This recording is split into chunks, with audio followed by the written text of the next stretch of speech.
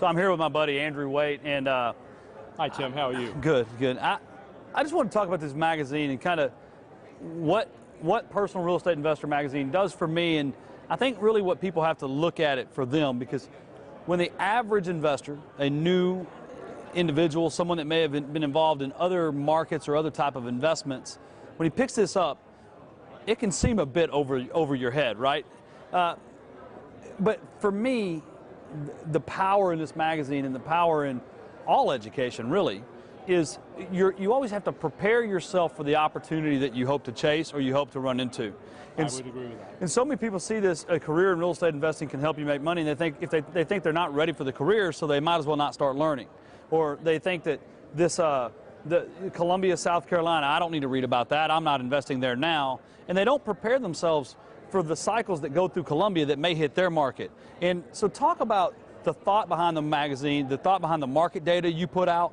And I mean, because to me, the individual investor, the guy that's going to start on the street, he's kind of the one that needs to understand this the most, because he can't afford to hire a full-time consultant to do the due diligence. He has to do it on himself with power and knowledge. Well, one of the things we've done with the magazine is we've sort of evolved with the market. So you're absolutely right. What we're not doing is a good job of talking to that beginner.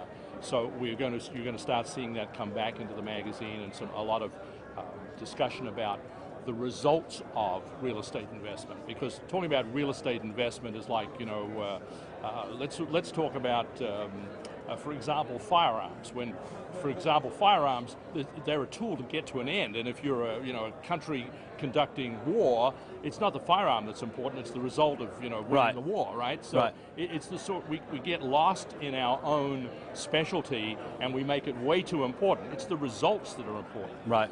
And what we've seen in the last 12 years in the stock market, it's been basically a round trip to nowhere. And so one of the things that we can say very, very comfortably is that real estate, even though it's gone through a big hole in the middle of the, from 2007 through 2011, in Phoenix, Arizona, it's back about 35% over where it was 3 years ago. The interesting thing is between 2002 and 2013, with that hole and that 35%, it's shown a steady 5% incremental appreciation, which the stock market cannot say. So if I had bought that property and I'd been renting it through that period of time, that property had been paying for itself throughout that. And by the way, it generated market rent. It didn't know it had depreciated 30 and 40%. So the interesting thing, what you're talking about is investing. You're not talking about dealing or trading, because the dealers and the traders are the ones that when the market collapses and they try to sell, that they lose their money. But the investor, the person that learns to invest and buy, and they have a long-term plan, they're actually the safest in this. And in essence, they can kind of expect predictable results because they're off of that market rent. Here's what we're saying, right? If the American dream is home ownership, right, the emerging American dream is financial dignity and their savings, their retirement, and their lifestyle, right? We believe that the salvation of the American middle class is real estate investment, and particularly real estate investment in rental properties. So I'm going to stop on that, because financial dignity, that's something that some people don't think they're entitled to. Well, managed poverty, is that the alternative? Right. I mean, it's not a pretty picture. So I'm going to, if you're watching this, get the magazine. What is your website? www.personalrealestateinvestormag.com. And we'll put a link on the bottom of the video. But, go for the emerging dream.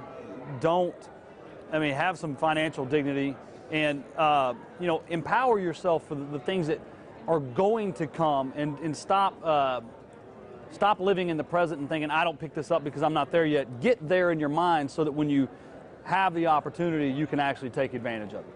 Yeah, it's a beautiful market. I mean, there's 6 million Americans that own houses that 21 million households are currently in. And that is 60% of all rental properties in the United States. And we're talking about all the big institutional residential companies that own multi-family, hundreds of units. 60% of the total market is still owned by individual investors. What does that 6 million, 7 million Americans know that you don't? So again, we'll put a link to Andrew's magazine on the bottom of this. Andrew, thanks for being here. You're very welcome. And we'll see you soon. We'd love to support you. We'd love to support you.